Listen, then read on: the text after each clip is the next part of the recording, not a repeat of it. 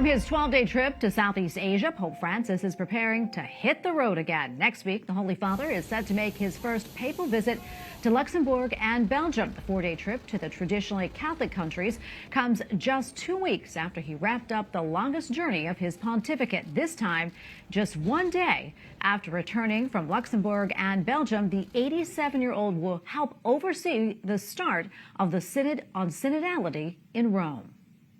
Joining us now from Rome is Frank Rocca, Senior Vatican Analyst for EWTN News. Frank, always good to be with you. As we know, Pope Francis will be spending most of his time during next week's trip in Belgium. Tell us, what is the state of the church there?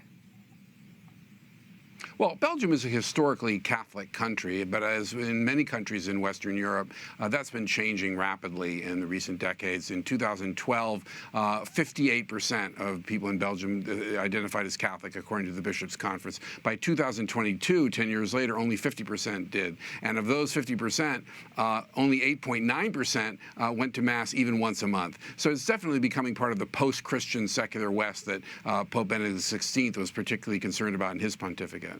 Yeah, and euthanasia really has become a major issue in Belgium culture. Tell us more about that, and also, how's the church responding?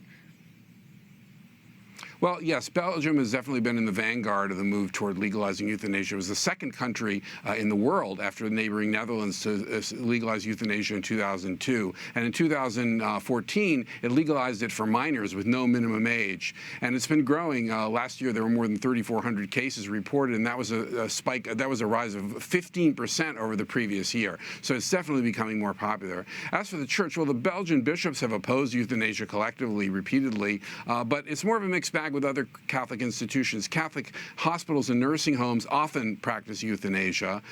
In 2017, a chain of Catholic psychiatric hospitals said they would euthanize psychiatric patients who didn't have a terminal illness, and the Vatican subsequently said that it had to stop identifying itself as Catholic.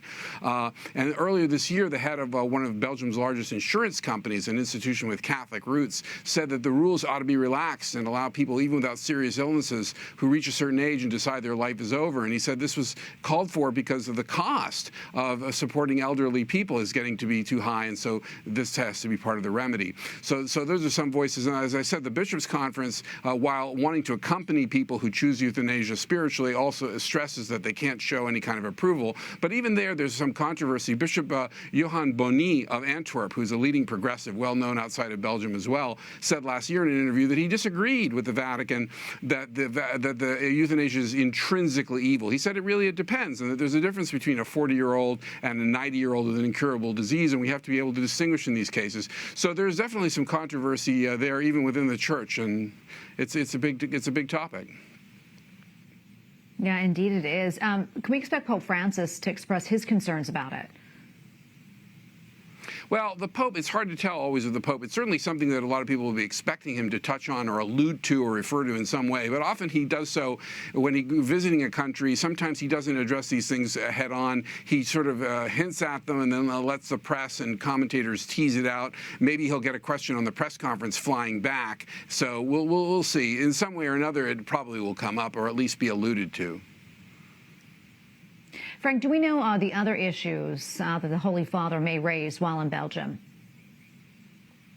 Well, it's interesting. He's not going to the European institutions, but still, he may, since he's there, he may talk about Europe, and it's a topic. Early in his pontificate, he visited the European Parliament, and he talked about aging Europe and the importance of revitalizing itself and its role in the world. And again, he may also touch on the secularism. Again, Western European secularism has not been a major focus of Pope Francis's pontificate as it was for his predecessor. But still, given where he's going, he may bring it up and address it in his way.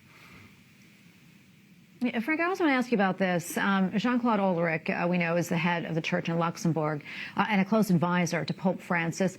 How significant is his role now in this pontificate? Well, Well, he's a member of the Council of Cardinals, and he's playing a key role in the Synod, which will be unfolding next month, right after the Pope gets back. So, yes, he's certainly a big player and generally seen as a progressive figure, but an important advisor and, of course, a fellow Jesuit. So, and the Pope, as we know, has elevated a number of fellow Jesuits to high positions in this pontificate, and so we can assume that the Cardinal is a big influence, yes. Well, Frank Rocca, Senior Vatican Analyst for EWTN News. Thank you so much. I always appreciate it. God bless. Thank you.